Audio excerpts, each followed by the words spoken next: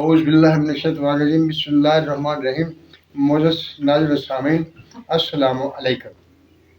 سب سے پہلے میں ایک وضاحت آپ کے سامنے رکھنے لگا ہوں، وہ یہ، میں فرقوں کا قائل نہیں ہوں۔ میں قرآن شریف سے مسائل کو دیکھتا ہوں، ان کے بارے میں غور و فکر کرتا ہوں، اور علماء اکرام کی رائے کے بارے میں غور کرتا ہوں، اور لوگوں نے وائزوں نے اس کے بارے میں کیا کہا ہوا ہے، اور اس کو ملا کر میں ایک نتیجہ اخذ کرتا ہوں، وہ میں بیان کر دیتا ہوں۔ وہ اگر کسی فرقے کے ساتھ مل جائے تو میرا اس کا کوئی تعلق نہیں، اس فرقے کا میرا تعلق کوئی نہیں، کیونکہ میرا تعلق صرف قرآن شریف سے ہے۔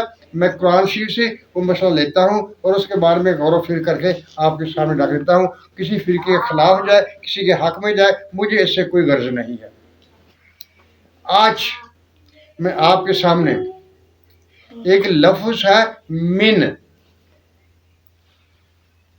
جس کا معنی لوگ حصہ کرتے ہیں، حصہ، اور خاص طور پر وہ معاملہ نور من نور اللہ کا جو ہے، وہاں پر آ کر یہ کہتے ہیں نور کا ٹکڑا ہو گیا، نور کا حصہ ہو گیا۔ میں اسی کی وضاحت آپ کے سامنے رکھوں گا کہ اس کا یہ کیسے ہے، یہ ٹکڑا نہیں ہے۔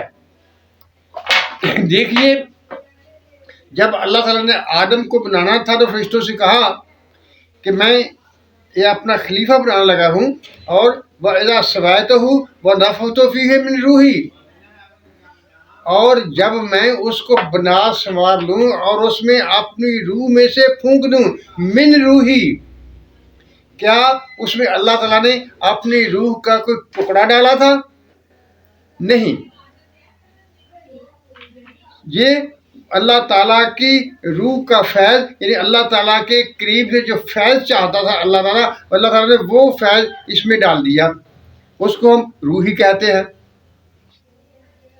اسی طرح سے حضرت سلیمان علیہ السلام کے زمانے میں وہ شخص جو ملکہ سبا کا تخت لایا تھا، اس نے کیا کہا تھا؟ اس نے کہا تھا، اس کے بارے میں قرآن شریف نے کہا تھا، وہ شخص علم من الکتاب، جس کے پاس کتاب میں سے تھوڑا سا علم تھا، من کتاب میں سے علم تھا، وہ علم کا ٹکڑا نہیں تھا، نہ اس علم میں، کتاب کے علم میں کمی آئی تھی۔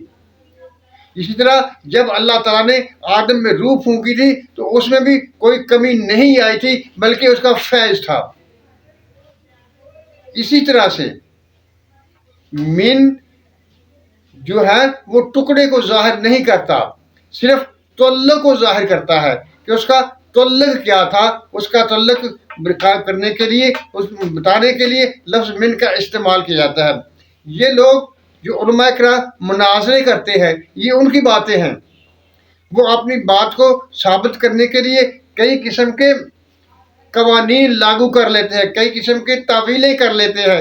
ہمیں ان تعویلوں سے کوئی مطلب نہیں ہے، کیونکہ آپ نے بھی دیکھا، ہم نے بھی دیکھا، مناظروں سے کوئی مسئلہ حل نہیں ہوتا، کوئی فریق تسلیم نہیں کرتا۔ کیوں؟ ان مناظروں کی زبان ایسی ہوتی ہے، ان مناظروں کے لوگوں کا، علماء کرام کا رویہ اس قدر ہوتا ہے کہ وہ بات کو تسلیم کرنے کی نوبت ہی نہیں آتی۔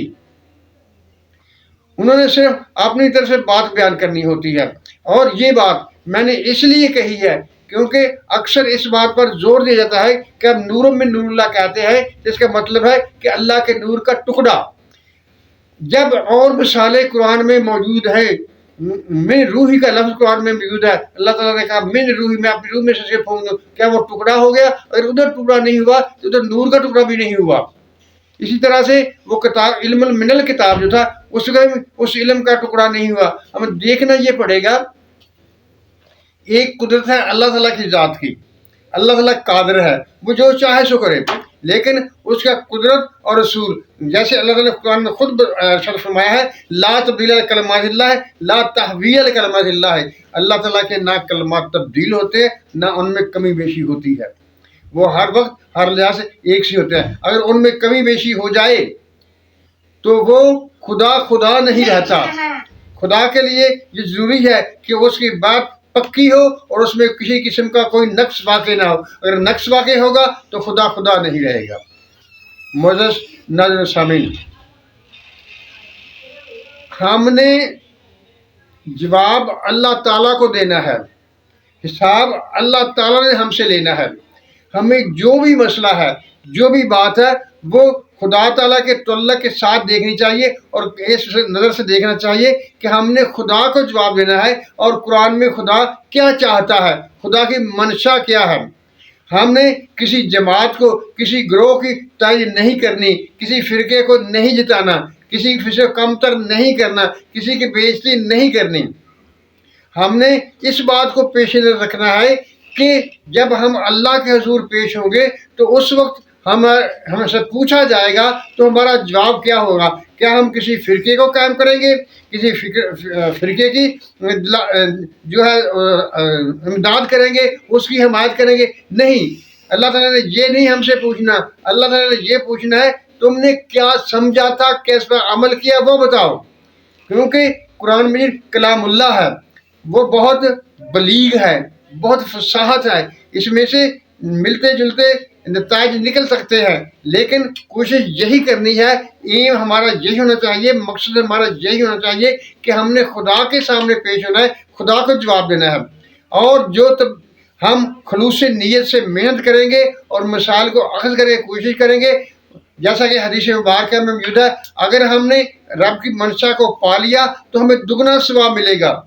एक सवाब तुम अपनी मेहनत का मिलेगा और दूसरा असल मकसद पर, असल मुकाम को हासिल करने का मिलेगा। अगर हमसे गलती भी हो गई और हमारी नीयत ठीक हुई तो फिर भी हमें एक सवाब तो मिलेगा ही, जो हमने मेहनत की, जो कोशिश की। हमने सिर्फ अल्लाह ताला के लिए, अल्लाह ताला की रज़ा के लिए मसाइल को समझना है, उन पर अमल करना है। हमें किसी फ़िरके की ज़रूरत नहीं है, हमें किसी फ़िरके की हमायत की ज़रूरत नहीं है।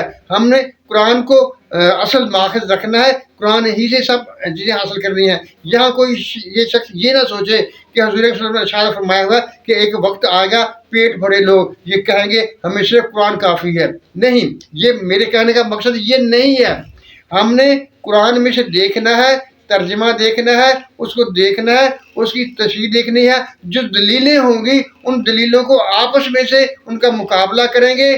खुद मुकाबला करने के बाद जो दलील बाकी बचेगी उस पर हम कायम हो जाएंगे। और ये एक कुदरती अमर है, हर दलील काटी जा सकती है, लेकिन एक आखिरी दलील ऐसी होती है जिसको कतई नहीं किया जा सकता और वही मंशा इलाही होता है। मोअज़्ज़ज़ नाज़रीन सामीन, ये वीडियो मैंने इसलिए बनाई कि कुछ लोग इस बात पर जब बड़ा ज़ोर देते हैं कि आप ये क्यों कहते हैं कि हुज़ूर अकरम सल्लल्लाहु अलैहि वसल्लम का नूर अल्लाह ताला ने अपने नूर से पैदा किया। बात ये है कि अल्लाह ताला ने अपने नूर के फैज़ से हुज़ूर अकरम सल्लल्लाहु अलैहि वसल्लम का नूर पैदा किया है। और नूर तो हर आदमी में है, जैसा कि हुज़ूर सल्लल्लाहु अलैहि वसल्लम ने दुआ सिखाई हुई है। मेरा ख्याल है कुरान में आदम कह रहे रब्बना अत्मिम लना नूरना, ऐ रब हमारा नूर मुकम्मल कर दे। अब वो नूर जो हर बंदा चाहता है कि उसका नूर मुकम्मल हो जाए तो वो क्या अल्लाह ताला के नूर का टुकड़ा होगा, अल्लाह ताला के नूर का हिस्सा होगा? नहीं, वो फैज़ है, वो अल्लाह ताला की बख्शिश है, वो अल्लाह ताला की अनायत है जो बंदों पर होगी और जिससे वो उनके चेहरे चमकते होंगे, उनका एक आला मुकाम होगा लोगों में अपनी अपनी हैसियत के मुताबिक, इस दुनिया में भी और आखिरत में भी। मुअज़्ज़ज़ नाज़रीन सामीन, मैं अक्सर ये कहता हूँ, कोई बात, कोई मसला जो आपके सामने आता है उस पर गौर ज़रूर कीजिए, उसकी दलीलों का आपस में मुवाज़ना ज़रूर कीजिए, उनको समझिए। इंशाअल्लाह ताला अगर आप उनकी जो दलीलें इस मसले के बारे में बयान किए जाते हैं उन पर गौर व फिक्र करेंगे तो आप एक सही बात पर, जो अल्लाह ताला की मंशा है, उस पर पहुँच जाएंगे। क्योंकि जब दलील काट दी जाती है तो आखिर में एक ऐसी दलील बाकी बच जाती है जिसको काटा नहीं जा सकता और वही रब की रज़ा होती है।